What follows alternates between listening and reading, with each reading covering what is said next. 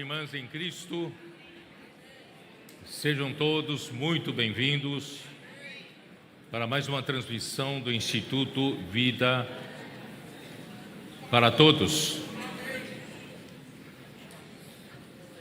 Nós vamos iniciar uma nova série, que na verdade é a continuação do mesmo tema geral, Evangelho de João, palavra, vida e edificação. No entanto, esta mensagem será a primeira mensagem já fazendo parte da conferência internacional que ainda ocorrerá no primeiro semestre deste ano. E o intuito de começar antes, para dar tempo para a equipe que trabalha no alimento diário conseguir terminar a tempo, para nós não perdermos a sequência quando terminar a mensagem de número 24 do semestre anterior. Então, esta mensagem será a mensagem de número 25. Na semana passada houve um pequeno equívoco na imersão da palavra e nos folhetos. Foram colocados como a mensagem 25. Não era mensagem 25, era a mensagem que foi liberada lá em Castanhal, e a 25 seria hoje, tá?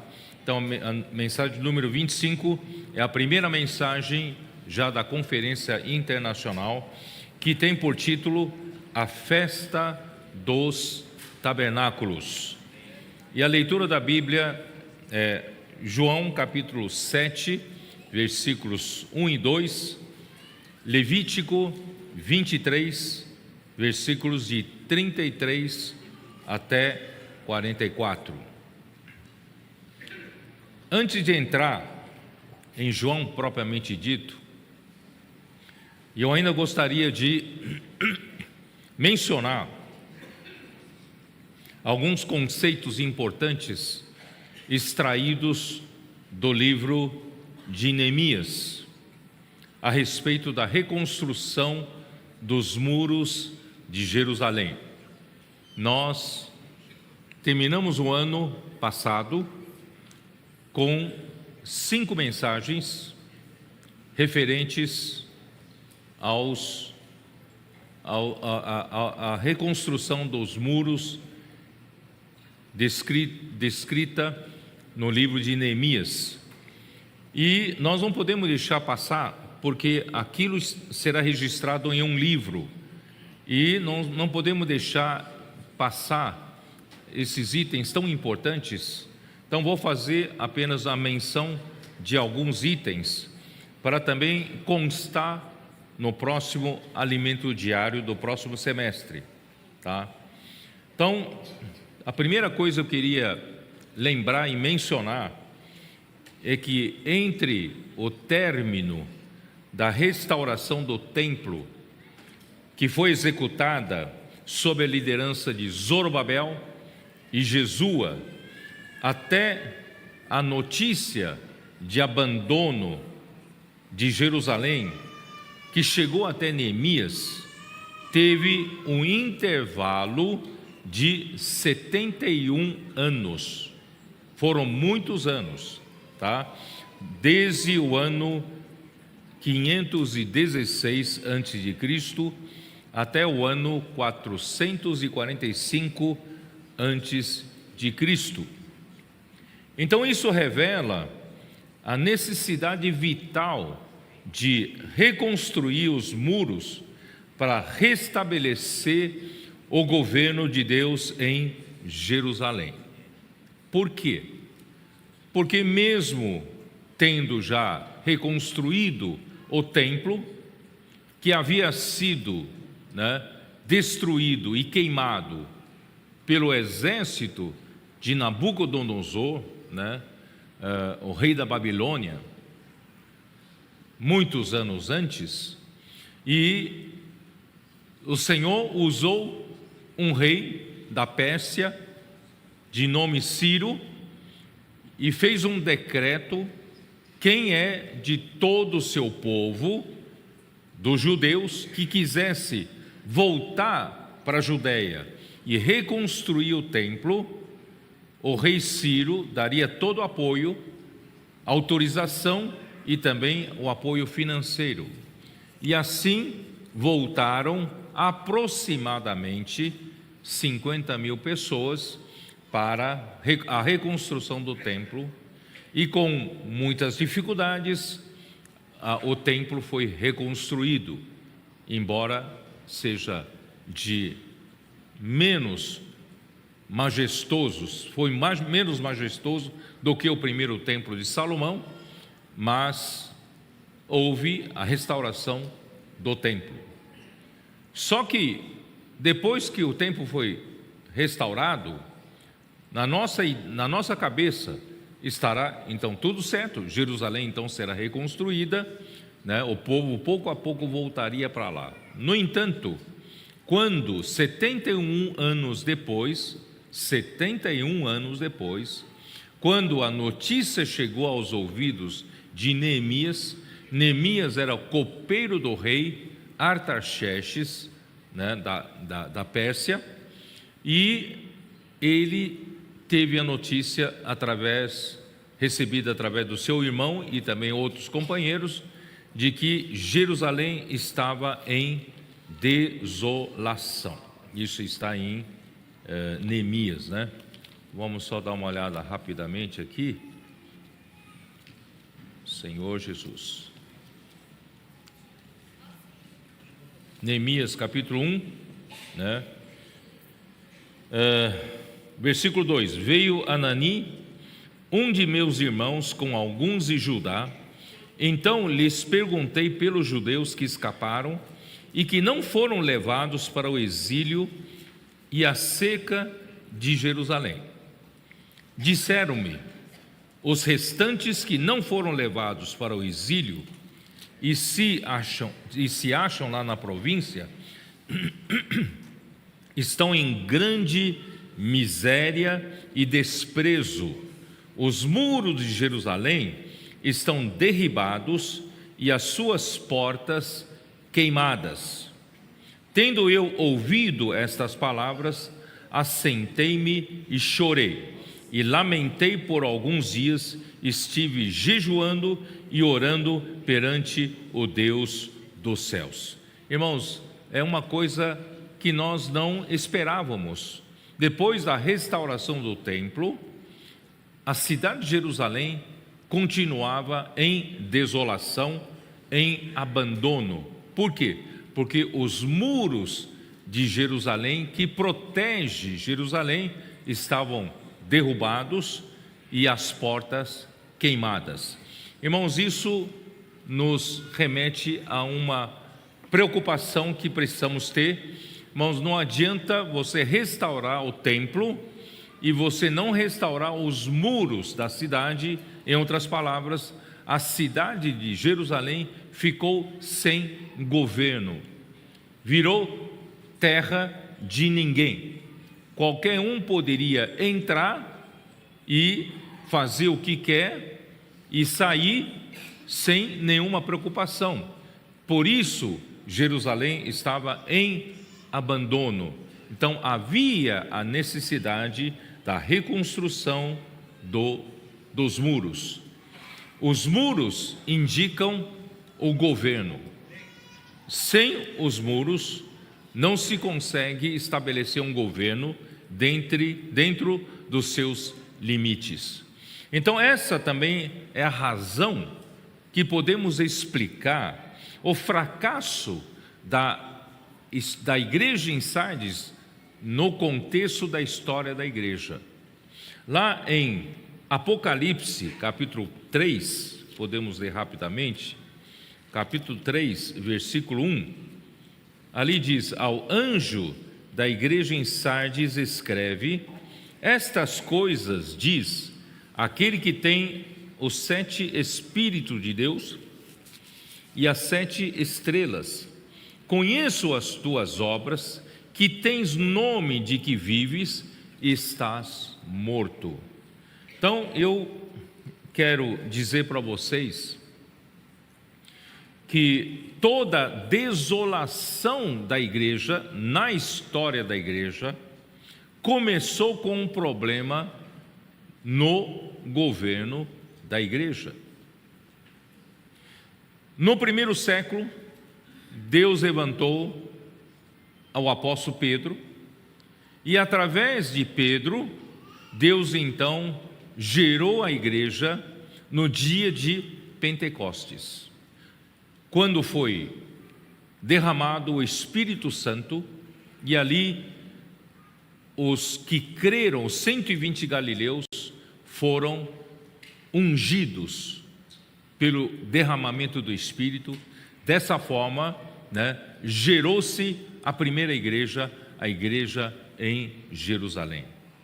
E através da pregação desses 120 galileus, que eram iletrados, no entanto, o Espírito lhes deu o poder de falar em várias línguas, idiomas dos judeus que vinham das terras estrangeiras, e pregaram o Evangelho para eles, e muitos creram no Senhor Jesus.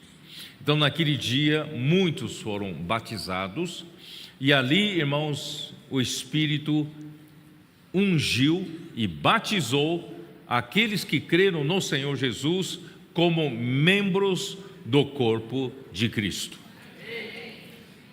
Depois, em Atos capítulo 10, o Senhor também usou o apóstolo Pedro, foi até a casa de Cornélio, e ali havia os gentios que creram no Senhor pela palavra de Pedro, e o Espírito Santo também foi derramado sobre eles, e o Espírito também batizou esses gentios que creram no Senhor Jesus para dentro do mesmo corpo de Cristo. Assim, irmãos, no corpo de Cristo, na igreja, não há judeus, não há gentios, não há judeus, não há gregos, todos são membros vivos do corpo de Cristo. E assim foi. E por causa da dificuldade que o apóstolo Pedro teve de levar esse evangelho para os gentios, sem preconceito, porque ele ainda tinha muito problema de aceitar os gentios por causa do conceito judaico, ainda que tenha sido usado para abrir a porta dos gentios para o corpo de Cristo, Deus teve que levantar o apóstolo Paulo, e através do apóstolo Paulo, ele conseguiu avançar o evangelho do reino, avançou a terra dos gentios a partir da igreja em Antioquia. Assim avançou a igreja na região da Síria, da Cilícia, até a Galácia, Ásia Menor, e atravessou o mar Egeu, foi para Macedônia, e desceu até a Caia, foi até Corinto, e toda aquela região, graças a Deus, igrejas foram levantadas, e todas as igrejas, irmãos, estavam debaixo de uma liderança, a liderança da palavra que saía da boca do apóstolo Paulo. Não sei se vocês entenderam. Então, irmãos, o que constitui o governo de Deus na igreja é a palavra. O apóstolo era um canal designado por Deus, escolhido por Deus, para Deus lhes dar revelação, e a revelação dada para eles é a palavra de Deus, não é a palavra deles, mas eles foram canais usados por Deus, e essa palavra que é falada à igreja, às igrejas, essa palavra constituía direção para as igrejas, essa palavra era suprimento e nutrição para as igrejas, essa palavra também, irmãos, governava as igrejas. Estou certo ou não? Por isso, irmão, Paulo, durante todo o seu ministério, todo o seu apostolado, teve a tentativa do inimigo de Deus de confundir a igreja com outras palavras. né? Então Paulo teve, durante todo o seu tempo de serviço às igrejas, ele teve muita dificuldade em lutar para mostrar para as pessoas que ele não estava lutando por um território dele. Ele era apenas um servo de Deus fiel para falar o que Deus queria falar por meio dele, e automaticamente a palavra que saía da boca dele acabava suprindo, dando direção para as igrejas, e também estabelecia o governo de Deus nas igrejas. Tanto é que, quando ele foi preso em Roma, ele mandou Timóteo para Éfeso. Para quê? Para advertir, para admoestar algumas pessoas que estavam ali falando outras palavras, falando as suas próprias mensagens, e não as palavras que o Senhor deu por meio do apóstolo. Então ele disse para admoestar certas pessoas a que não ensinem outra palavra, não ensine diferentemente, né? A palavra diferente da palavra profética. A palavra profética foi entregue para ele, e alguns estavam falando as suas próprias palavras. Então, irmãos, Paulo foi muito fiel e mandou Timóteo a acertar essa questão. E ele corria grande risco, porque os outros vão acusá-lo de que somente Paulo podia monopolizar a palavra de Deus. Será que só a palavra de Paulo era a palavra profética? Quer dizer, vocês veem que já no tempo de Paulo, ele já corria esse risco, já corria esse tipo de ataques, não é isso? Irmãos, mas de fato, é a palavra que Paulo falava, era a palavra que dava direção para as igrejas, era a palavra que estabelecia o governo de Deus nas igrejas. Ele chegou a falar para os Gálatas: será que por falar a verdade para vocês, eu me tornei vosso inimigo? Porque alguns estavam atacando a Paulo, dizendo que Paulo estava achando que só ele que fala a palavra de Deus. Vocês entenderam? Então houve muitos ataques já no tempo de Paulo. Paulo, né, chegou a falar em 2 Coríntios, ele falou assim: parece que nós somos recebidos muitas vezes como enganadores, porque tem muita gente falando mal de nós, dizendo que Paulo quer se exaltar a si mesmo, Paulo quer ser idolatrado, Paulo quer isso, quer aquilo. Irmão, tudo é mentira. Paulo falou assim, como enganadores, mas sendo verdadeiros. Nós somos verdadeiros, nós temos falado a verdade, então pregando a verdade, né, irmãos? Aí vocês veem a luta já do inimigo de Deus para distrair o povo de Deus com relação ao falar de Deus, que estabelece o governo de Deus na igreja. Aí depois da morte dele e também da morte de Pedro, fica então o apóstolo João. E no tempo de João, você acha que a vida dele foi fácil também? Ele foi usado para falar a palavra profética, falar a palavra que Deus quer falar com as igrejas, não é isso? E o que ele falava? Ele não falava a palavra de sabedoria humana, ele não falava a palavra de filosofia. Que ele falava pela sua primeira epístola, você pode perceber que ele falava era a respeito da palavra da vida, o verbo da vida, não é? E essa palavra da vida é a respeito a uma pessoa que é Cristo, e essa palavra da vida é a própria vida eterna. Então nenhum apóstolo, irmão, pode inventar de falar o que ele quer falar, não. Ele fala o que Deus revela, ele tem que falar a palavra da vida. Aí quando ele fala a palavra da vida, qual o resultado do falar da palavra da vida de João? Dá uma olhada então em 1 João. Qual o resultado? Irmãos, o resultado prova que a palavra vem de Deus, né? Olha aqui, capítulo 1, versículo 1 diz assim: o que era desde o princípio, o que temos ouvido, o que temos visto com nossos próprios olhos, o que contemplamos e as nossas mãos apalparam com respeito ao verbo da vida. E a vida se manifestou, e nós a temos visto, e dela damos testemunho, e vô-la anunciamos. Nós anunciamos o quê? A palavra da vida, a vida eterna. E a vida eterna, a qual estava com o Pai, e nos foi manifestada. Essa palavra que eu, João, prego. Versículo 3: o que temos visto e ouvido, anunciamos também a vós outros. Irmão, apóstolo nenhum tem liberdade de anunciar o que ele quer, não.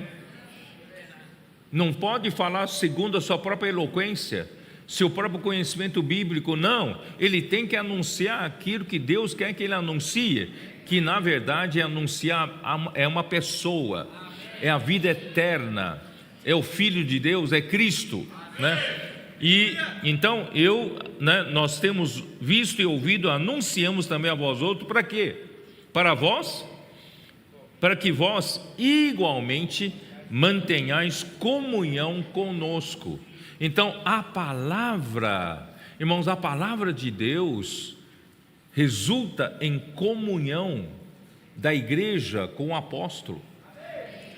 Faz essa conexão através da palavra. A palavra faz com que a palavra anunciada faz com que a igreja tenha comunhão com o apóstolo. E a comunhão com o apóstolo é a comunhão com quem? Ora, a nossa comunhão é com o Pai e com o seu Filho Jesus Cristo. Irmãos, uma palavra de um mestre eloquente, se for uma palavra dele, não vai produzir esse resultado. Uma palavra que vem de Deus, que anuncia a palavra da vida, que anuncia a vida eterna, irmãos, que vem de Deus, produz um resultado de Deus. Qual é o resultado de Deus? Ele produz a comunhão.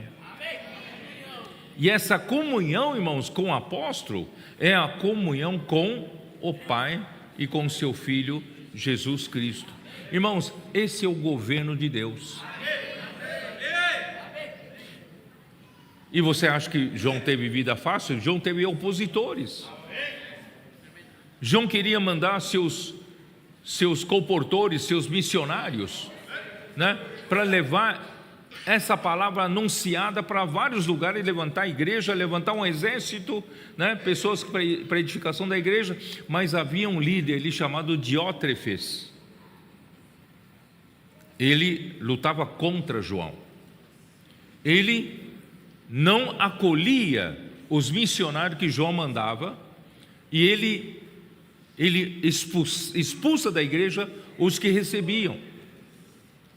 Olha só, então você vê como o inimigo de Deus, o diabo, ele vem lutando contra a palavra profética desde o início. Aí quando chega, irmão, João parte para o Senhor, morre, né?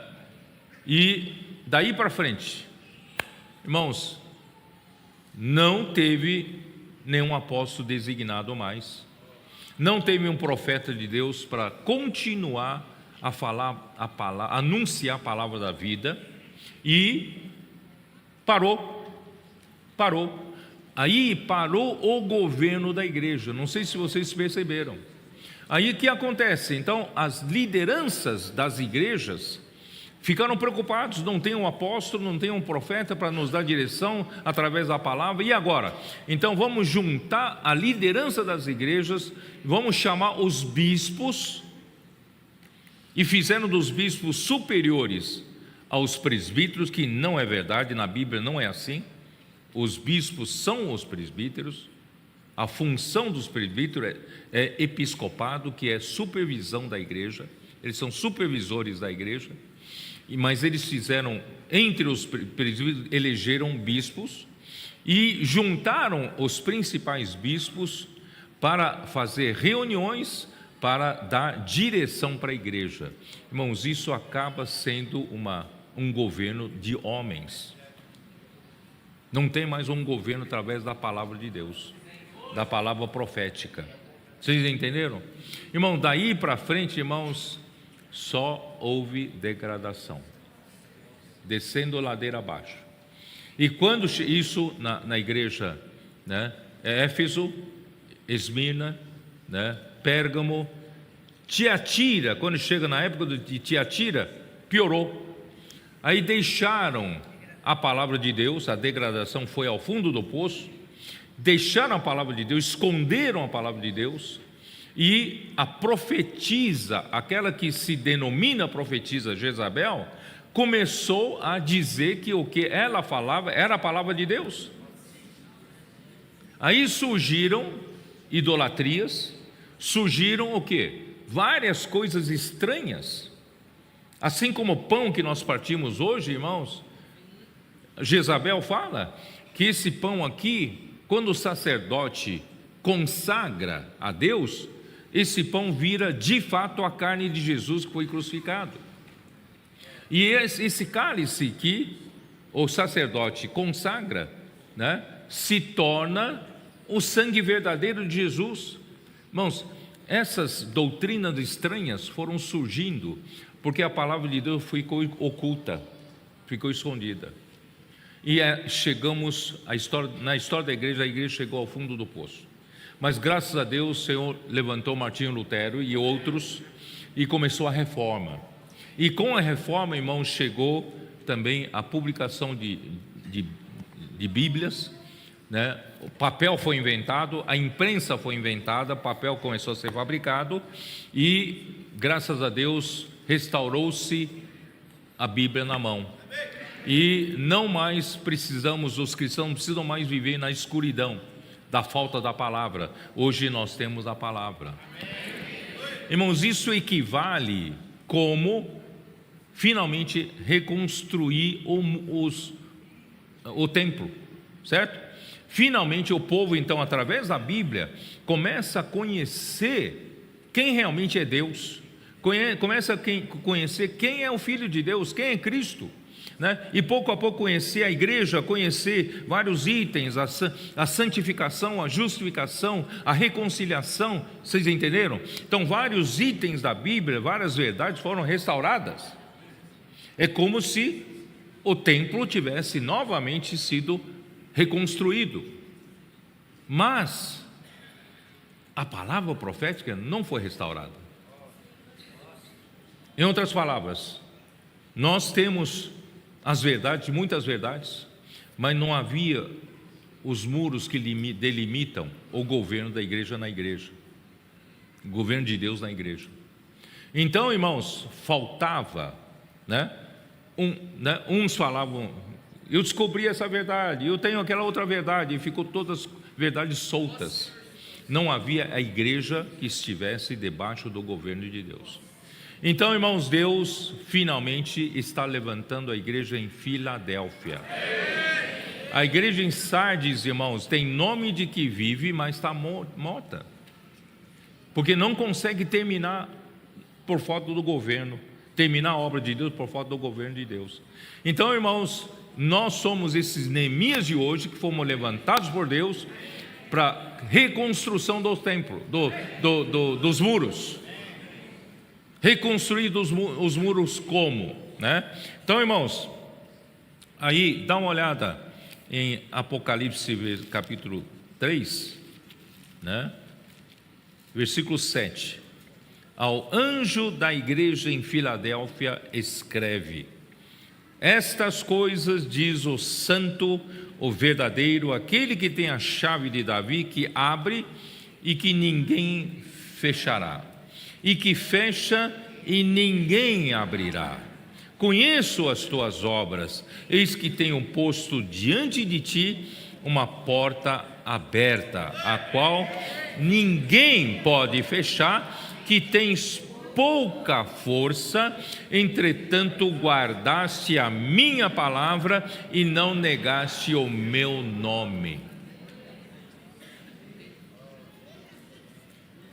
O surgimento da igreja em Filadélfia surge com a primeira característica de que, irmãos, não tem classe clerical, Na igreja, irmãos, a partir do século II, criou-se o clero e os leigos, uma classe que entendia sobre como servir a Deus, e uma classe do povão que não entende nada sobre Deus. Então esse povão não precisa entender muito, basta dar o dízimo, não é isso? E deixa que o clero cuida das coisas de Deus. Irmãos, isso não tem na Bíblia. Isso é nicolaísmo, isso é clericalismo, isso elimina as funções dos membros do corpo de Cristo. Deus quer que todos os membros do corpo de Cristo sejam sacerdotes dele, para servir a Deus e não matar a sua função. Então, irmãos, a primeira característica da igreja de Filadélfia, irmãos, ainda que tenha alguns que têm função de profeta, de apóstolo, de profeta, de mestre, de pastores, irmãos, mas não tem isso como título, não tem isso como uma categoria diferente de pessoas, ainda que haja muitos pastores entre nós que têm função de pastorear o rebanho de Deus, mas não usamos o título de pastor, não usamos o título de mestre, não usamos o título de apóstolo, não usamos o título de profeta. Nós usamos, irmãos, nós nos tratamos como de irmão para irmão. Nós somos irmãos em Cristo. Nós somos todos membros do corpo de Cristo. No corpo de Cristo, cada um tem a sua função.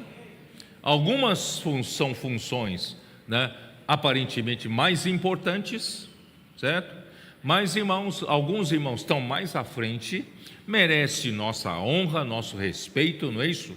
Irmãos, mas não é uma classe diferente, não está acima dos outros. Os irmãos entenderam?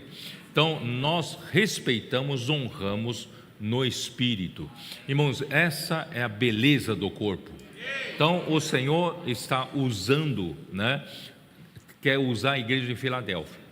Só que a igreja de Filadélfia precisa conhecer a unidade da igreja, precisa saber que a igreja é uma só, a igreja é indivisível, não se pode dividir a igreja, mas infelizmente hoje estamos divididos em tantas denominações. Como fica? Então, primeiro precisamos restaurar a nossa visão de que mesmo vivendo, irmão, numa cidade, nós não somos mais um grupo nessa cidade. A nossa base de unidade, de acolhimento dos filhos de Deus, irmãos, ela é aberta, é ampla. Todos os que vivem na cidade que eu vivo são do corpo de Cristo que vive nessa mesma cidade que eu vivo. Então, nós não dividimos grupo A, dividimos grupo B, todos são membros do corpo de Cristo que vivem numa cidade. E você somar todas as igrejas que vivem em diversas cidades, irmão, na sua totalidade nós vamos ter o corpo de Cristo. Nenhuma igreja em uma cidade é uma seita local. Nós somos uma coisa só. Nós somos um só povo de Deus, um só corpo de Cristo. Vocês entenderam? Então, irmãos, só que como se estabelece o governo de Deus na igreja? Nós fomos ajudados que o Espírito Santo tem que ter autoridade na igreja. Mas de que maneira o Espírito Santo tem autoridade da igreja? Ainda é algo muito abstrato. Como o Espírito Santo tem autoridade na igreja? Irmãos, graças a Deus, hoje nós entendemos, é pela palavra. O Senhor estabelece alguém, escolhe alguém, usa esse alguém para trazer a revelação, e essa palavra que sai da boca dele não é dele, é a palavra de Deus. E como você sabe que é a palavra de Deus, Deuteronômio 18 deixa claro, é que se essa palavra se cumprir, é de Deus. Se essa palavra não se cumprir, não é de Deus. Então, graças a Deus, irmãos, o apóstolo Pedro foi levantado por Deus e foi confirmado que é de Deus. O apóstolo Paulo foi levantado como apóstolo e profeta, né, e confirmado como de Deus. O apóstolo João também foi confirmado como de Deus, assim como Jesus teve muitas dificuldades para que o povo reconhecesse a ele como enviado de Deus, certo? Mas ele disse: se as obras que Deus me confiou para fazer, se eu faço, isso comprova que eu fui enviado por Deus, né? Então são as obras que confirmam, né, alguém enviado por Deus. Então, graças a Deus, irmãos, hoje na igreja em Filadélfia, não só temos a visão da igreja, né, podemos chegar em várias cidades e dizer: nós somos da igreja dessa cidade, porque nós temos a visão da igreja, a base correta da igreja. Mas pode surgir outros que dizem: nós também temos, nós também somos a igreja. Então, irmão, como define, né? A igreja é aquela que tem um governo de Deus. E como define que tem o governo de Deus? Não é quem chega primeiro dizendo que é a igreja, não, certo? Mas é o que? É a palavra profética. Se tem a palavra profética, tem um governo de Deus, tem a direção de Deus. Vocês estão entendendo? Irmãos, essa é a grande descoberta do momento. O Senhor revelou para nós agora. Nós não tínhamos essa visão, e agora ficou claro. Por isso, irmãos, o inimigo está usando todas as suas forças infernais, que já atacaram a Paulo, atacaram a João, atacaram Pedro, estão nos atacando hoje. Atacando o quê? Atacando contra a palavra profética, atacando contra aquilo que traz o governo de Deus, traz direção de Deus para a igreja, né? Então, irmãos, nós estamos, graças a Deus, por essa visão, nós estamos muito seguros de que essa palavra vem de Deus. Ela traz direção para a igreja, e ela traz o governo para a igreja. Ela não vem de nenhum homem. Eu tenho falado por esses dias, quem acompanha minhas lives, vocês sabem, irmãos, a palavra de Deus tem um poder especial. Tem um poder especial, irmãos, não é por sua beleza de eloquência, não é pela seu muito conhecimento bíblico, irmãos, é que a palavra de Deus, ela transmite a vida de Deus, ela tem poder, e esse poder, irmãos, a palavra de homem não tem.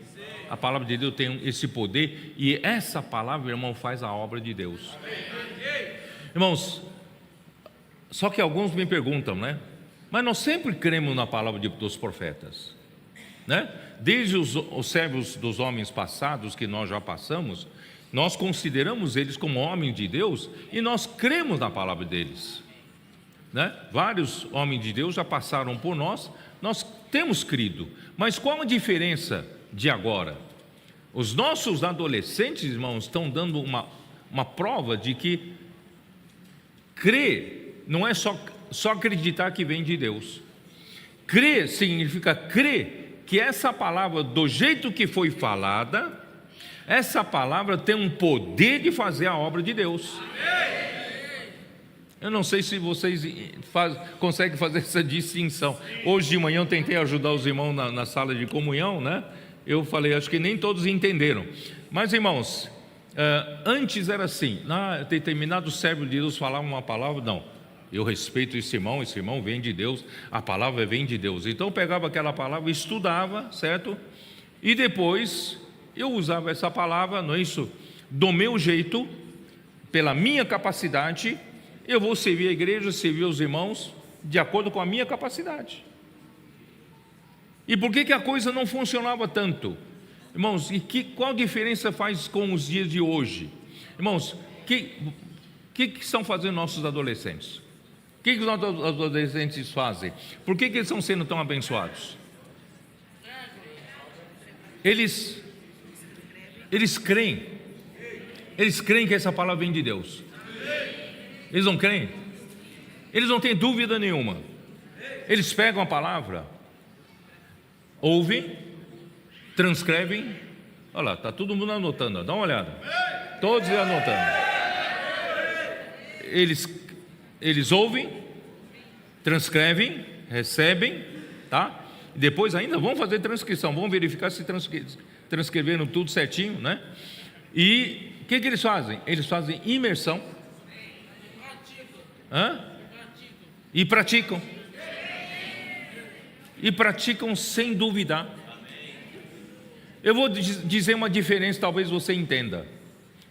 Eles vão na rua, pegam a palavra profética, vão pregar o evangelho, fazer comportagem. Se eu estiver errado, vocês me chamam, falam, me chama a atenção. Fazer comportagem. E em algum momento parece que a coisa trava, não está funcionando. Aí eles percebem que eles estão fazendo o seu método próprio. Ele usa a sua maneira própria e não funciona. Aí então eles param um pouco, eles falam, vamos fazer imersão de novo.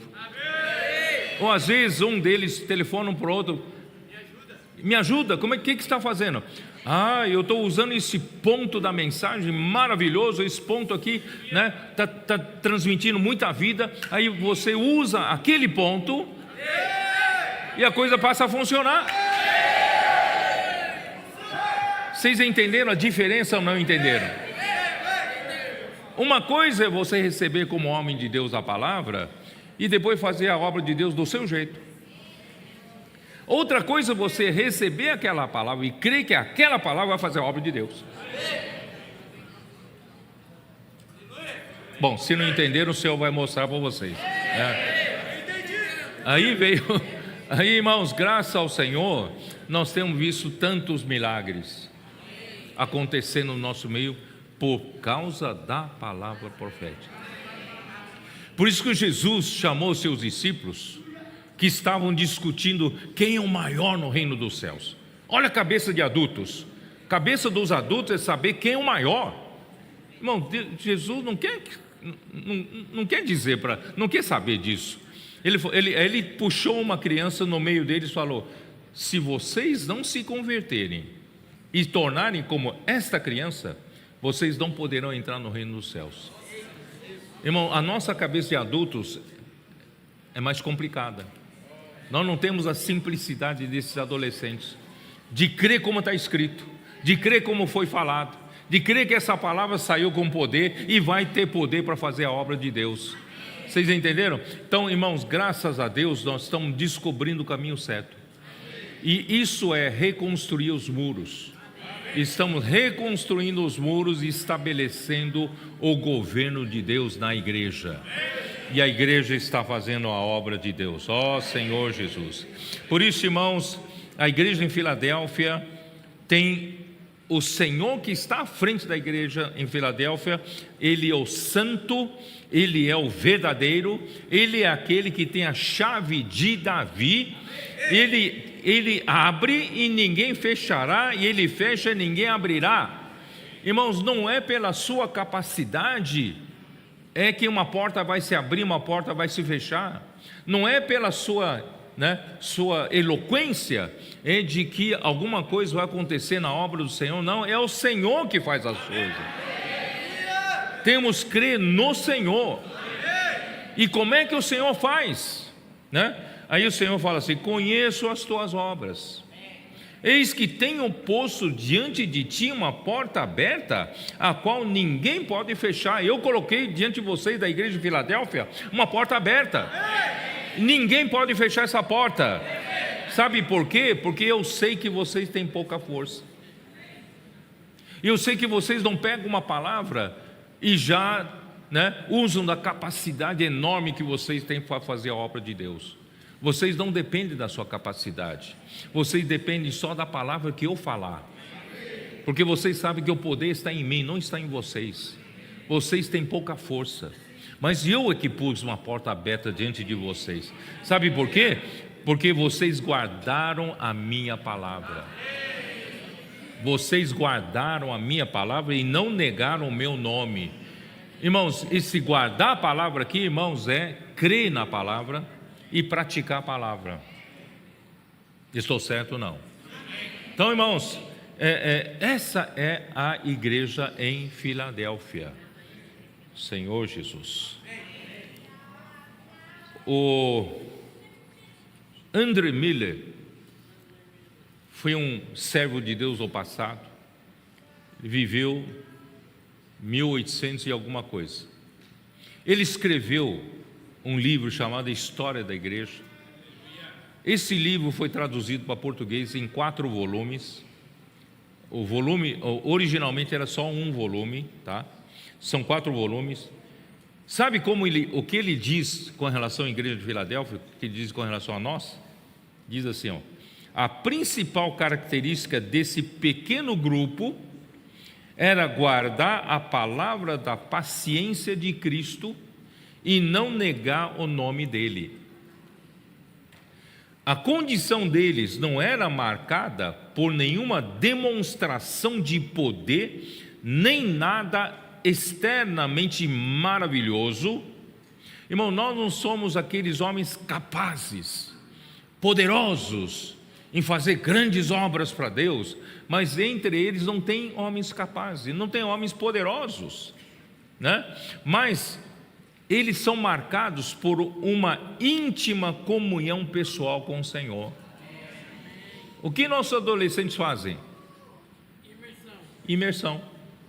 E o que é imersão? É comunhão com o Senhor.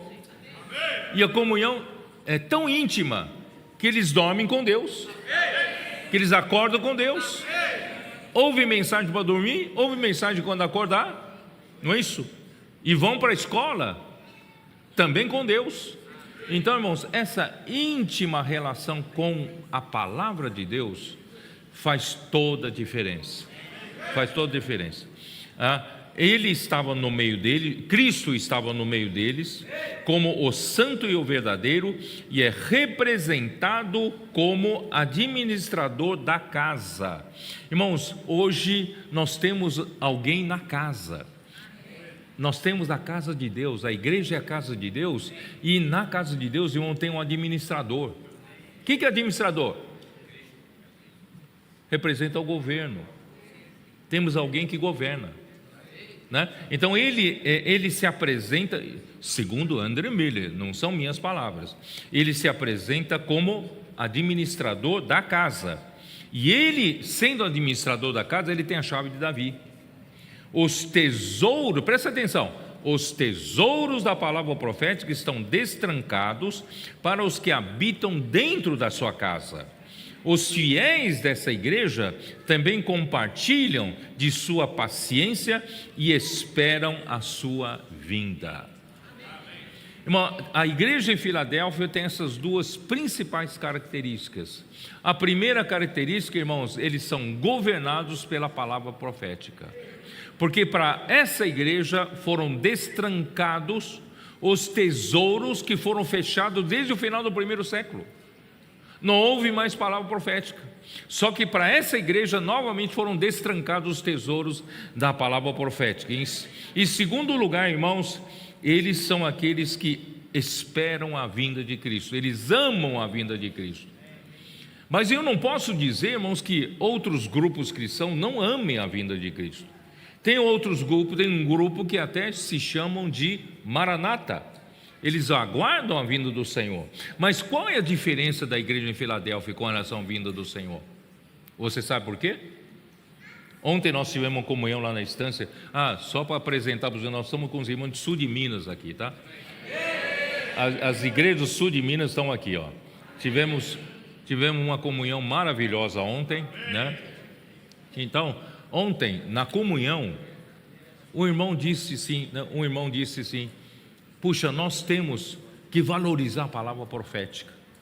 E a palavra profética está trazendo tanta realidade na nossa vida, tanta realidade, que eu nunca tive tanta convicção, tanta ousadia de dizer assim, Senhor, vem. Porque no passado, quando eu falo, vem Senhor Jesus, eu tinha ainda um medo, um temor de que não estou pronto.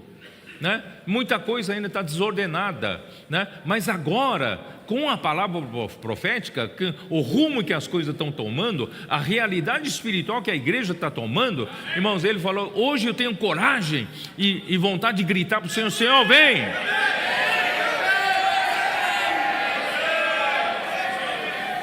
Então a igreja em Filadélfia não é somente aquele grupo que amam a vinda do Senhor, é aquele grupo que tem convicção de que está no caminho certo para trazer o Senhor de volta.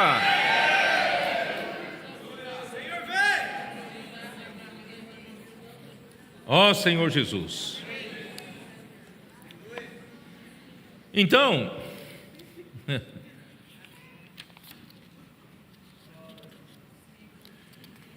ó Senhor Jesus.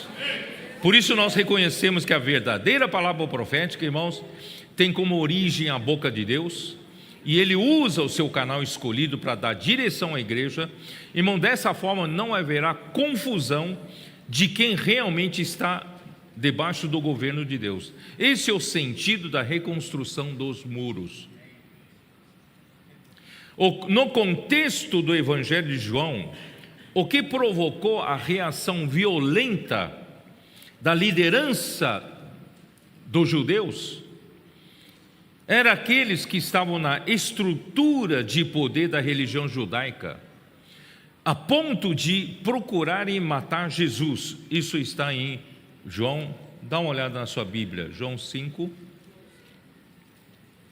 Senhor Jesus, João 5,18. É isso, né? João 5,18. Por isso, pois, os judeus ainda mais procuravam matá-lo, porque não somente violava o sábado, mas também dizia que Deus era seu próprio Pai, fazendo-se igual a Deus. E também no capítulo 7, que é nosso contexto de hoje, capítulo 7, versículo 1, como fala? Passadas essas coisas, Jesus andava pela Galileia, porque não desejava percorrer a Judeia. Por que não queria ir para a Judeia? Visto que os judeus procuravam matá-lo. Então, irmãos, os líderes dos judeus, que deveriam ser os primeiros a darem boas-vindas a Jesus, era ou não é? Os judeus são o povo de Deus. Se Deus mandou o seu filho, o Messias, para o meio dos judeus, e veio primeiramente para beneficiar os judeus, a liderança deveria receber o Senhor de braços abertos. Mas a liderança não só não recebeu, né? No capítulo 1 de João não fala assim, capítulo 1 de João, né? Versículo 10 diz assim: o verbo estava no mundo, o mundo foi feito por intermédio dele, mas o mundo não o conheceu. E pior do que isso, ele veio para o que era seu, e os seus não o receberam. Quem eram os seus aqui?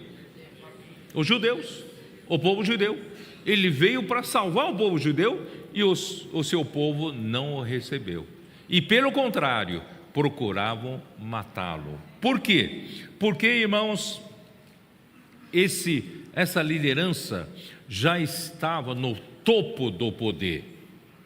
Eles já estavam gozando de todos os privilégios que o poder da liderança lhes trazia. Irmãos, quem desfruta das benesses do poder humano, mundano, irmãos, tem dificuldade de aceitar o novo, tem dificuldade de aceitar a situação nova. Estou tão bem, estou tão acomodado, não é isso? Os irmãos me ouvem, né? Os cristãos todos me obedecem, me respeitam, tenho uma posição de destaque na igreja, privilégios, né? Destaque na igreja, tal. Irmãos, esses têm dificuldade de receber de coração puro a vinda do Senhor Jesus. Tá? Então esse foi o primeiro grupo que, né, foram incapazes, né, e esse é o primeiro grupo, né? Deixa eu ver aqui, E o segundo grupo, irmãos, é o povo judeu. O povo judeu esperava um Messias que lhe trouxesse pão material, entendeu? De modo que eles não precisam mais se preocupar em trabalhar. Irmãos, não é assim. O homem quer que a sua necessidade presente seja atendida, e ele quer que venha um Messias que venha me suprir. Amanhã eu não preciso pagar mais as contas, porque o Messias vai me pagar minhas contas, né? Eu não preciso me preocupar com o almoço, né, o dinheiro para o almoço, porque o Messias veio e vai me dar pão de graça. Irmão, não é assim? O povo está doente e vai buscar cura. O povo está endividado, vai buscar prosperidade. Não é assim? Infelizmente o homem é assim. Então esse povo, representado pelo povo que queria que Jesus trouxesse pão para eles, e eles também, irmãos, quando Jesus veio, eles viram que Jesus queria dar vida eterna e não dar pão, eles então abandonaram Jesus, certo? E o terceiro grupo, quem é o terceiro grupo? Hein? Terceiro grupo, irmãos, são os seus seguidores, são os seus discípulos. Mas esses discípulos, irmão, estão acostumados à maneira convencional religiosa, ouvindo as palavras tradicionais, convencionais. Para eles está tudo bem, porque não muda nada. E de repente chega Jesus, vem falar de coisas estranhas, coisas ousadas. A minha carne é a verdadeira comida, o meu sangue é a verdadeira bebida. Quem comer da minha carne e beber do meu sangue terá vida, e vida eterna. Que coisa difícil de entender, que negócio é esse? Nós queremos saber, né, quando vem um Jesus aqui, vem falar de boa conduta, da gente viver uma vida de santidade, da gente ser justo com os homens, né? Essas coisas a gente entende, mas vir falar que a carne de Jesus é verdadeira comida, o seu sangue é verdadeira bebida, isso é demais, demais. Duro esse discurso. Quem o pode receber? Está aqui no versículo 60. Muitos dos seus discípulos, tendo ouvido tais palavras, disseram: duro esse discurso, quem o pode receber? Quem o pode ouvir? Né? Mas Jesus, né, sabendo por si mesmo que eles murmuravam a respeito de suas palavras, você vê como o homem tem problema com a palavra profética. Irmão, seja simples, receba a palavra de Deus com simplicidade. Não precisa passar pelo seu crivo da sua mente. Não filtre a palavra de Deus com a sua mentalidade, com o seu conceito. Aí, irmãos, você não vai ganhar nada.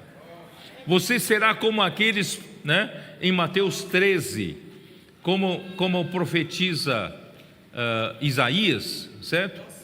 Por que Jesus veio e falava palavra dos mistérios do reino dos céus, e os judeus não entendiam? Por quê? Mateus 13, versículo 14: de sorte que neles se cumpre a profecia de Isaías: ouvireis com os ouvidos e de nenhum modo entendereis, vereis com os olhos e de nenhum modo percebereis. Por quê? Porque o coração deste povo está endurecido. De mau grado ouviram com os ouvidos e fecharam os olhos, para não suceder que vejam com os olhos e ouçam com os ouvidos e entendam com o coração, se convertam e sejam por mim curados.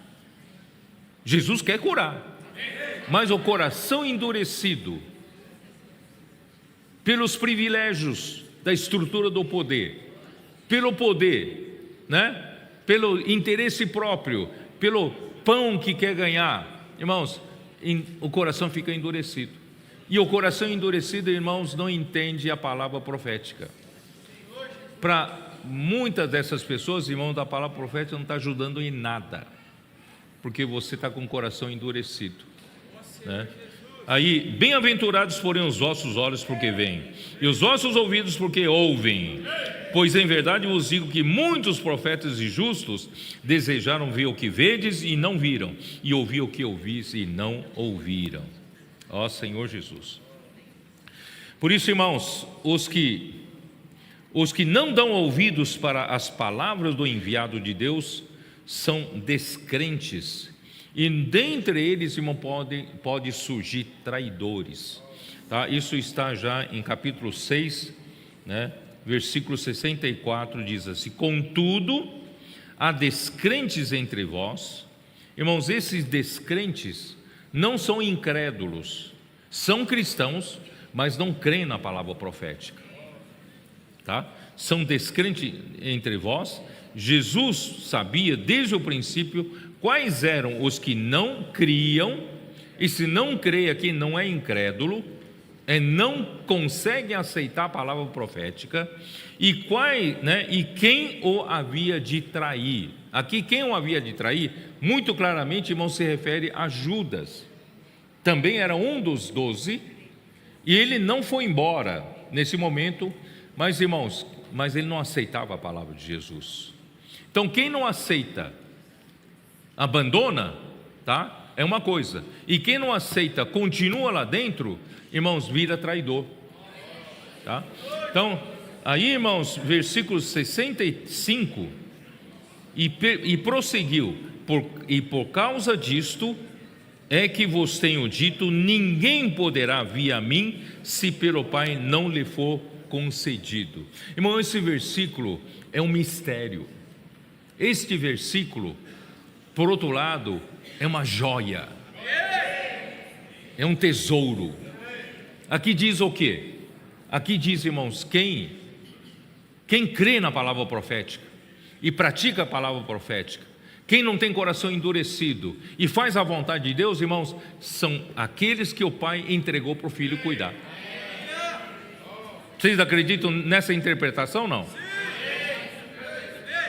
Tanto é que em João 17, ele fala assim, na oração para o Pai: Pai, nenhum dos que tu me entregaste eu perdi, exceto o filho da perdição, para se cumprir a escritura. Ele estava se referindo a Judas Iscariotes.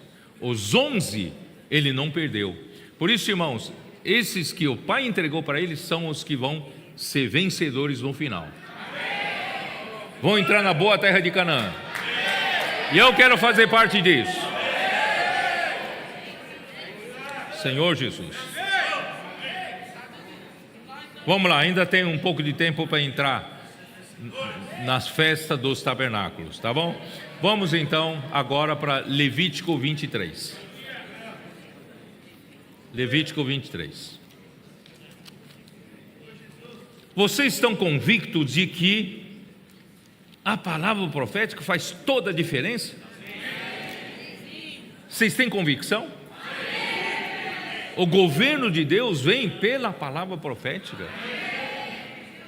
Se o inimigo quis atacar-nos, querendo que eu pare de falar sobre a palavra profética, irmãos, eu não vou parar, não. Porque esse é um caminho que Deus nos deu no final dos tempos. E esse caminho, irmão, vai trazer o reino de Deus. Essa palavra vai trazer o governo de Deus, vai trazer a edificação da igreja. Por isso que o inimigo de Deus tanto teme. Não vou ser intimidado por ele. Não somos intimidados por ele. E não somos dos que retrocedem. Nós vamos prosseguir. Vamos ser como Neemias. Mesmo atacados, vamos edificar os muros. Com uma mão trabalhamos, com a outra mão empunhamos as armas, lutando contra o inimigo. Ó Senhor Jesus. Capítulo 23, Levítico. Disse o Senhor a Moisés: fala aos filhos de Israel e dize-lhes: as festas fixas do Senhor que proclamareis serão santas convocações, são estas as minhas festas. Irmãos, as festas são do Senhor. O Senhor está nos convocando e convidando para passar, viver a festa com Ele. Para que serve a festa? Qual é o objetivo da festa? Então logo explica sobre o sábado, tem tudo a ver com as festas. Versículo 3: 6 dias trabalhareis, mas o sétimo será o sábado do descanso solene, santa convocação, nenhuma obra fareis.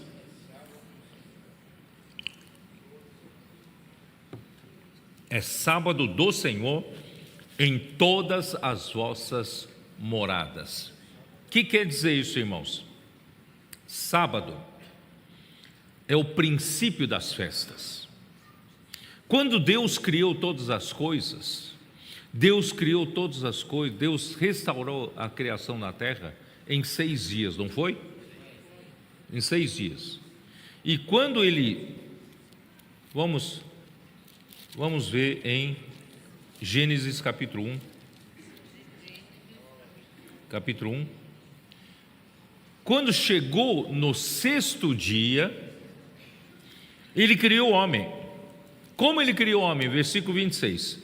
Também disse Deus: façamos o homem à nossa imagem, conforme a nossa semelhança, tenha ele domínio sobre os peixes do mar, sobre as aves do céu, sobre os animais domésticos, sobre toda a terra e sobre todos os répteis que rastejam pela terra. Irmãos, Deus então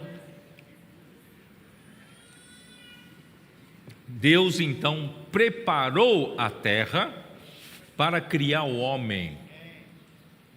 E foi criar o homem só no 6º dia. Assim como os pais, que estão esperando um bebê nascer, o que os pais fazem? Antecipadamente fazem um enxoval, preparam um quarto, compram um berço, arruma o quê? Todo o enxoval do berço, não é assim? Enfeita o quarto e depois vem à luz um bebê, e o bebê então é colocado naquele ambiente que foi formado. Estou certo ou não? O homem é esse bebê. Deus criou o primeiro dia a luz, não é isso?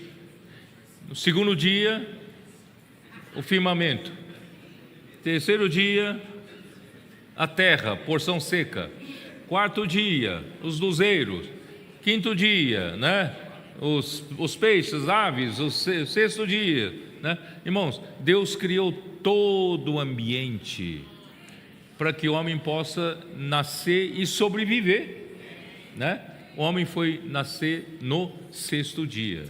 E o homem é para quê? No versículo 26 aqui, o homem foi criado por Deus, irmão, para trazer governo de Deus na terra. O homem é para sujeitar a terra. Estou certo ou não? Então, irmãos, o homem foi criado no 6º dia, não foi? 6º dia, irmãos, acabaram-se as obras da criação. Quando Deus acabou de criar o homem, o que ele disse? O que ele disse? Versículo 31. Aí ele se preocupou com o mantimento do homem, não é isso? Está no versículo 29, versículo 30. Aí versículo 31 ele diz: viu Deus tudo quanto fizera, e eis que era muito bom. Houve tarde e manhã o 6º dia. O homem foi criado no final do 6º dia, porque tudo precisava estar pronto, e o homem foi criado. Quando o homem foi criado, Deus fechou o dia. Deus viu tudo que foi criado e falou: é muito bom. E quando ele falou muito bom, terminou o 6º dia. Aí começou o 7º dia. E o sétimo dia Deus criou o quê? Não precisou criar mais nada. Certo? O que ele fez no 6º dia? Capítulo 2, versículo 1. Assim, pois, foram acabados os céus e a terra e todo o seu exército, e havendo Deus terminado no 7º dia a sua obra que fizera, descansou nesse dia de toda a sua obra que tinha feito, e abençoou Deus o dia sétimo e o santificou, porque nele descansou de toda a obra como o Criador fizera. Vocês perceberam quando Deus preparou em 6 dias tudo que o homem precisa para viver? E Deus então coloca o homem no final do 6º dia. Colocou o homem no final do 6º dia, encerra o 6º dia. E no 7º dia, irmãos, é o dia do descanso. Então, o primeiro dia do homem é o dia do descanso. Vocês perceberam ou não? Irmãos, de uma certa forma, o homem não foi feito para trabalhar. O homem foi feito para desfrutar do descanso.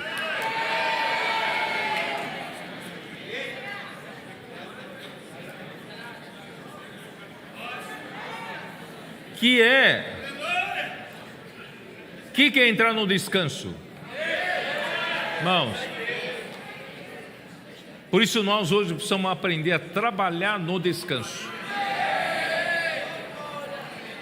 O que quer dizer isso, irmãos?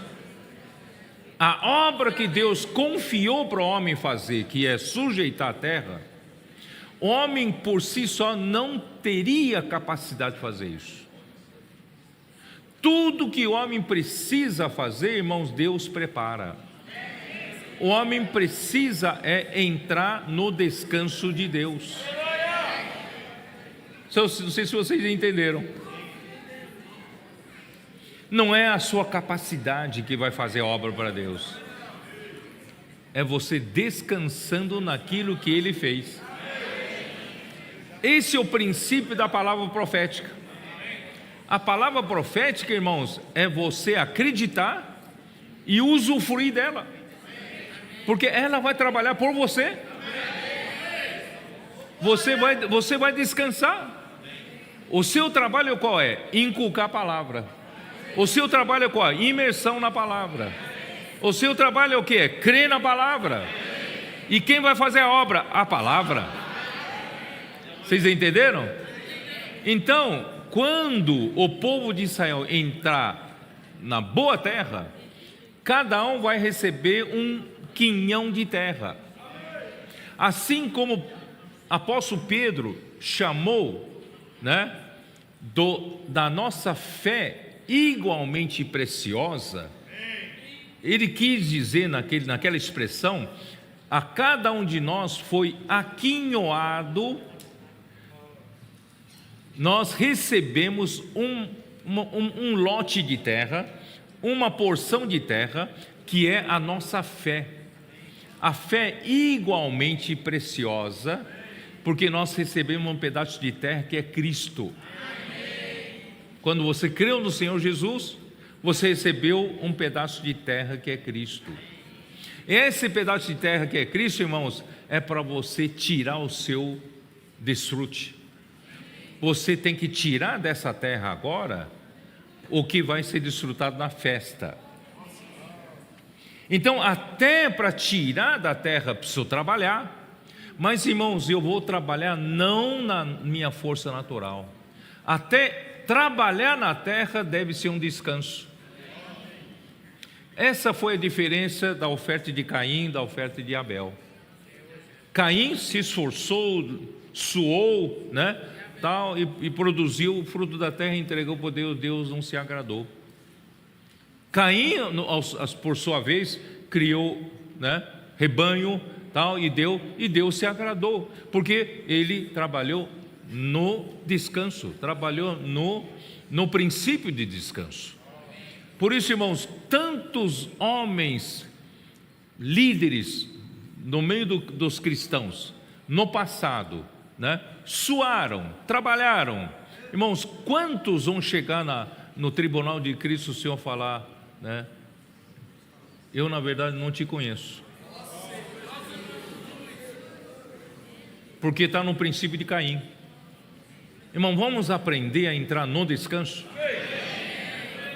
Crê na palavra. Deixa a palavra trabalhar. Faça como nossos adolescentes. Eles não têm muita capacidade de falar, mas eles não entendem nada. né? Nem experiência humana eles têm. Eu sou maduro, eu sei, né? O que eu sei eles não sabem. Né? Em chinês, assim, os chineses gostam de falar assim, né? A quantidade de, como é que é? A quantidade de sal que eu comi na vida, eles comeram em açúcar. Vocês entenderam ou não? Porque o homem come muito mais açúcar do que sal, né? Sal comer demais é muito salgado, não dá para comer muito. Então, o irmão, a pessoa mais idosa comeu mais sal do que os jovens em açúcar. Vocês entenderam? Ele vai falar assim: eu já passei mais pontes do que eles em estrada. É outro ditado chinês. Outro provérbio chinês. Então assim, eu sei muito mais do que eles. Mas por que eles estão sendo abençoados? Eles estão trabalhando no descanso. Não é pela capacidade, não é? Porque eles receberam um pedaço de terra, estão inculcando a palavra, estão fazendo imersão, isso, e a palavra está fazendo a obra né, no lugar deles. Por isso, irmãos, esse é o princípio. Sábado é o princípio das festas. Provérbios capítulo 8 mostra que nosso Deus, irmãos, não gosta de ver a gente ficar suando pelo rosto. Ele quer ver a gente desfrutando com alegria, né? Provérbios 8. Sabe como vivia o pai e o filho? Antes de criar o homem, só existia Deus. Como é que o pai e filho viviam? De uma maneira muito monótona, deve ser, né? Solitários. Tem graça. Está ali só eles. Mas aqui a descrição de que eles viviam em festa. O pai e o filho viviam em festa, né? Capítulo 8 de Provérbios, versículo 30 diz assim: então eu estava com ele e era seu arquiteto, dia após dia, e eu era as suas delícias, folgando perante ele em todo o tempo. Não havia um tempo, né? Um tempo chato. Todo o tempo era desfrute, todo o tempo era festa, todo o tempo era prazer, todo o tempo era alegria e felicidade, né? Eu vou usar a versão King James atualizada. Dia após dia tenho sido o seu prazer, sempre me sentindo muito feliz a seu lado. Irmãos, a verdadeira felicidade estava na relação entre pai e filho. Eles eram felizes, eram alegres, eram festa todo dia, né? Festa todo dia. Só que eles resolveram convidar alguém para essa festa. Eles convidaram quem? Versículo 31: regozijando-me no meu mundo habitável e achando as minhas delícias com os filhos dos homens. Eu vou ler na versão King James atualizada: regozijando-me com o mundo que ele criou. Não tinha o mundo, mas Deus criou o mundo. Regozijando-me com o mundo que ele criou e me alegrando com os seres humanos. Deus criou o homem, irmãos, para fazer festa conosco. Deus quer fazer festa com você. Por isso ele chamou você, tirou você do Egito, batizou com o Espírito Santo, colocou você para dentro do corpo de Cristo. Você é um membro do seu corpo. Ele quer festejar com você a todo tempo. Esse é o princípio das festas, tá? Só que para haver festas, irmão, nós precisamos ter o que levar para a festa, precisa ter conteúdo. Você não pode ir de mãos vazias, você não pode ir sem nada, você vazio, não tem nada. Você vai festejar o quê? Né? Irmãos, por isso, irmãos, o homem precisa trabalhar na terra, mas trabalhar no descanso. Mas precisa trabalhar na terra, que é Cristo, para se encher das riquezas divinas e celestiais, para poder participar das festas divinas. Irmãos, quais são as festas que Deus preparou para o povo de Israel? Eu vou pedir para projetar, eu fiz um gráfico, né, baseado em Levítico 23. Não sei se já está aí pronto para, né? Já está aí? Levítico 23 apresenta sete festas anuais. Isso que está ali, né, na tela, é esse gráfico que eu imprimi para mim, tá? Então aqui nós temos a primeira festa é a Páscoa. Vocês conseguem ver ali a Páscoa. E a segunda, pães asmos. A terceira, a festa das primícias. E a quarta, a festa de Pentecostes. E a quinta festa, a festa das trombetas. A sexta festa é a festa do dia da expiação. A festa da expiação. E a última festa é a festa dos tabernáculos, tá? Então isso, irmãos, eu fiz questão de vocês, né, fixarem isso, porque toda vez que fala das festas dos judeus, nós não sabemos o que significa cada um, tá bom? Então eu vou falar de uma maneira rápida. Vocês estão vendo que a festa da Páscoa acontece no dia 14 do mês primeiro. E quando é que esse mês se tornou mês primeiro? Foi na saída do Egito. Vocês se lembram? Em Êxodo, né? Em Êxodo, o Senhor falou assim: este mês vos será o primeiro mês, tá? Então eles mudaram o mês. O mês que eles saíram do Egito se tornou o primeiro mês. E no dia 14, né, do primeiro mês, então era imolado, numa sexta-feira, né, era imolado um cordeiro. Era o dia já da 10ª praga, onde, né, o anjo exterminador iria matar todos os primogênitos no Egito, dia 14. E aquela noite eles então comiam da carne do cordeiro, certo? E no dia 15 começa a festa dos pães asmos por 7 dias. E no dia 16 seria o domingo da ressurreição de Cristo. Nesse domingo da ressurreição de Cristo vem a festa das primícias, tá? Eu vou explicar daqui a pouco. E depois, com a contar da festa das primícias no dia 16, contando 7 sábados e mais um, que seria o domingo, são 50 dias, aí vem a festa de Pentecostes. Dia de Pentecostes, vocês sabem, foi o dia em que foi gerada a igreja, o derramamento do Espírito Santo, tá? E depois só vai acontecer no mês 7. No mês 7, o primeiro dia do mês 7, acontece a festa das trombetas. E no dia 10 do mês 7 é o dia da expiação.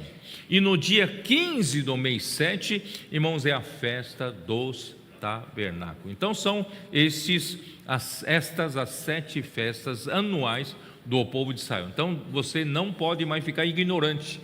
Daqui para frente, toda vez que você abrir a Bíblia, falar a festa tal, você precisa, né, lembrar desse gráfico, tá bom? Então vou falar de cada festa bem rapidamente, tá? Então a festa da Páscoa, irmãos, é para lembrar da redenção que Cristo realizou pela sua morte na cruz. as 9 pragas que Deus, executou no Egito não foram suficientes para Faraó, que tipifica Satanás, libertar o povo de Israel da escravidão do Egito, que tipifica o mundo, tá? Somente na 10ª praga é que ela foi decisiva para a libertação do povo de Deus do Egito, que é a morte dos primogênitos. Isso está em Êxodo 12, 29. Vamos lá, vamos dar uma olhada. Êxodo 12, 29.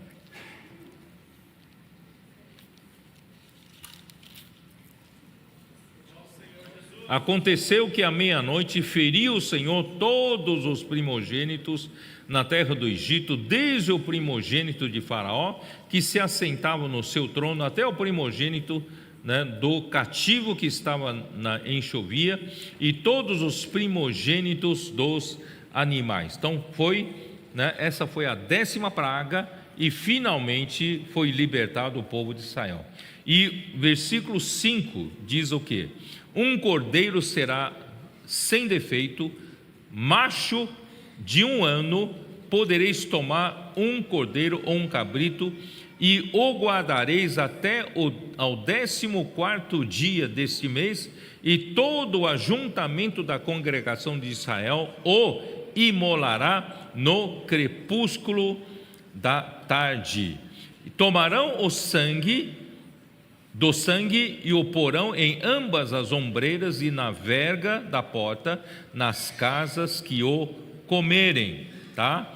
Naquela noite comerão a carne assada no fogo, com pães asmos e ervas amargas a comerão, tá? Aí, versículo 12: porque naquela noite passarei pela terra do Egito e ferirei na terra do Egito todos os primogênitos, desde os homens até aos animais, executarei juízo sobre todos os deuses do Egito, eu sou o Senhor.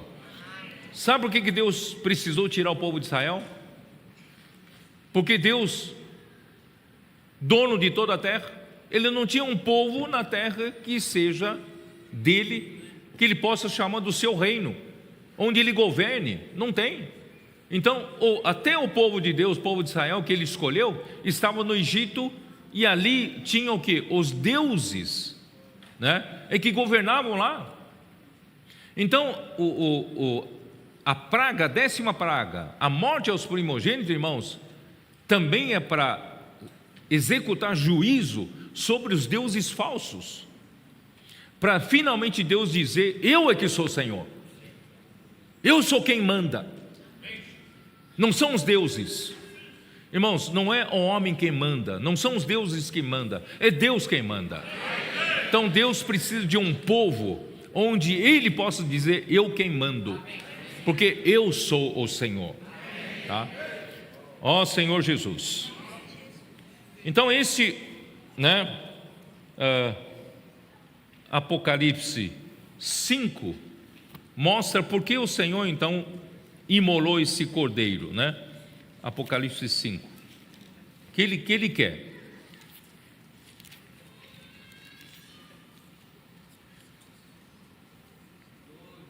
Versículo 9: e entoava um novo cântico dizendo: digno és de tomar o livro e de abrir-lhe os selos, porque foste morto e com teu sangue compraste para Deus os que procedem de toda tribo, língua, povo e nação, e para o nosso Deus os constituíste reino e sacerdotes, e reinarão sobre a terra. Vocês entenderam que o dia em que Jesus morreu por nós como um cordeiro pascal, o seu sangue derramado não só trouxe o perdão dos nossos pecados, mas, irmãos, foi o preço pago por Deus para nos comprar. Nós somos comprados pelo sangue precioso de Cristo. Comprados para quê, irmãos? Comprados para nosso Deus, para Ele constituir reino. Deus precisa do seu reino. constituir seu reino e sacerdotes. Por isso, irmão, não tem clero e leigos na igreja. Não tem classe especial que só eles servem a Deus e os outros não servem a Deus. Todos são sacerdotes. Deus quer que todos sirvam a Deus. E todos estão debaixo do reino. O que é reino? Irmão, debaixo do governo de Deus. E como Deus governa? Pela palavra. Tá bom? Então, e eles reinarão sobre a terra. Irmão, só sendo reinados por Deus é que nós vamos reinar sobre a terra, tá? Então esse é o objetivo da festa da Páscoa. E a festa dos pães asmos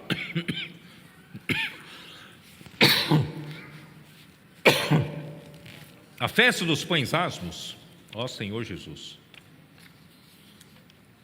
acho que eu não vou ter tempo de falar tudo. Eu vou falar bem rápido, depois eu vou detalhar na próxima mensagem, tá? A festa dos pães asmos indicam que depois de ter sido comprado pelo sangue de Cristo, depois de ter sido redimido para Deus, perdoados os nossos pecados, e Deus então, irmãos, quer ter um reino dele, sacerdotes dele, e Ele quer um povo para Ele reinar aqui na terra. Então a nossa vida, irmãos, não pode mais ser vivida como antes. Daqui para frente, já que fomos comprados para Deus, a nossa vida tem que ser uma vida de pães asmos, uma vida com asmo de sinceridade, sem fermento da maldade, da malícia, tá? E irmãos, e nós vamos viver por 7 dias essas festas. 7 dias representam, irmãos, por toda a nossa vida. Depois que você foi comprado por Deus, irmão, por toda a sua vida tem que ser vivida de pães asmos. Não mais uma vida de pecado, não mais uma vida de maldade, não mais uma vida de malícia. Aí, irmãos, 50 dias depois das primícias, vem o dia de Pentecostes. E no dia de Pentecostes, irmãos, o Espírito Santo foi derramado, e a igreja foi gerada. Os que creram no Senhor Jesus foram batizados para dentro do corpo de Cristo, como membro desse corpo. A partir do dia de Pentecostes, irmão, começa a era da igreja. A igreja precisa trabalhar agora na boa terra, tá bom? E a igreja vai trabalhar a partir do dia do Pentecostes até a festa das trombetas, do 7º mês. A festa das trombetas, que significa? Significa, irmãos, Deus então vai tocar a trombeta na segunda vinda de Cristo, para reunir de todos os cantos da terra os judeus dispersos. E será então pregado o evangelho para esses judeus dispersos, de que Cristo Jesus é o Cristo, é o ungido de Deus. Aí no dia 10 vem a festa da expiação. Aqui é para que eles se arrependam e aceitem Cristo como esse que foi expiado, né? Sangue foi derramado para expiar pelos pecados deles. Então, tanto a festa das trombetas como a festa da expiação, irmãos, são para os judeus. Então, a história da igreja termina na festa das trombetas e continua na festa dos tabernáculos, porque a festa dos tabernáculos será a colheita final de tudo isso. E a festa do tabernáculo, sabe, significa o quê? O milênio. A colheita, irmão, que Deus espera fazer nessa terra é colher os frutos maduros para o milênio, a festa das colheitas. Irmãos, só participará da festa das colheitas quem for vencedor. Então, irmãos, nós vamos estar em Apocalipse capítulo 20, versículo 6, dê uma olhada.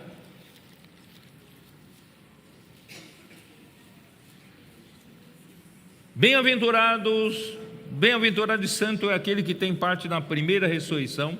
Sobre esses a segunda morte não têm autoridade, pelo contrário, serão sacerdotes de Deus e de Cristo e reinarão com Ele os 1000 anos. Irmão, não é maravilhoso? Se você hoje for governado por Ele, pela palavra profética, e ser simples, trabalhar na boa terra, no descanso, como fazem nossos adolescentes, imersão na palavra, inculcar a palavra no coração, transcrição, dormir com Deus, acordar com Deus, ir bem na escola, né? Irmãos, o que está acontecendo? Eles vão colher lá na festa da colheita, a festa dos tabernáculos. Se você também se tornar como um deles, né? Você vai ser muito útil na mão do Senhor. E você vai ter maturidade para fazer coisas superiores na igreja e na obra do Senhor. E o Senhor, irmão, vai ter os edificadores da sua casa, e o Senhor vai ter um exército para lutar pelo seu reino. E nós vamos fazer tudo isso, irmão, no descanso. A palavra vai fazer para nós. Tão somente nós cremos na palavra, tão somente nós fazemos imersão na palavra, tão somente, irmão, não deixamos a palavra trabalhar na nossa vida, irmão, a palavra vai fazer a obra e nós vamos reinar com Cristo. E tudo isso que acontecer nas trombetas e expiação, aparentemente dos judeus, acontecerão por a ocasião da segunda vinda de Cristo, tudo isso acontecerá para a igreja, irmãos, já na era final da igreja. Não sei se vocês entenderam. Essa questão de pregar para os judeus dispersos e pregar arrependimento e fazer eles trazerem até Cristo. Irmãos, na era da igreja, a igreja de Filadélfia, no final dos tempos, faz esse trabalho também já na igreja. Porque se a igreja não fizer esse trabalho, a igreja não termina essa era. Se a igreja não termina essa era, Cristo não virá. Se Cristo não virá, irmãos, não acontecerá a festa das trombetas e nem da expiação para o povo judeu. Então o povo judeu depende da igreja. Depende de você hoje ser fiel ao Senhor. Por isso, irmão, o inimigo de Deus está atacando tanto a palavra profética, que você tenha dúvida quanto à palavra profética e para toda a obra. Mas nós não vamos parar a obra, não. Nós vamos completar essa obra. E a nossa vida, irmãos, da igreja é uma vida de constantes festas. A nossa vida cristã é festa e festa e festa. Assim como pai e filho festejavam todos os dias, nós vamos festejar todos os dias, até o Senhor voltar. Trabalhamos no descanso, festejamos, vamos trazer o Senhor de volta. Amém.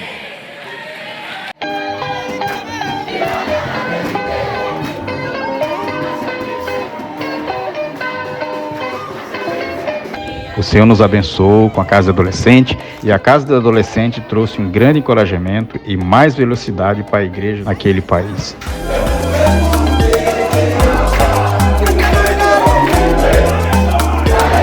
O SEAP tem produzido muitos comportores.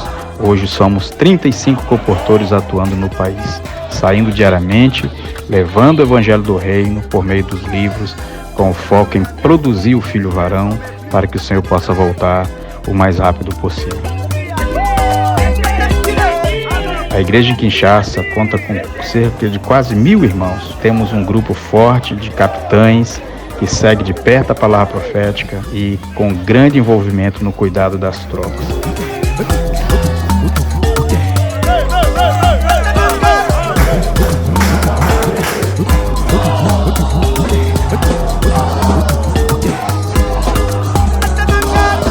Tudo isso foi possível porque teve uma grande cooperação do Instituto Vida para Todos, onde, através do Instituto, os irmãos começaram a acompanhar a palavra profética. Alguns deles aprenderam a falar português e isso aproximaram de uma maneira muito forte as igrejas, os irmãos, a palavra profética.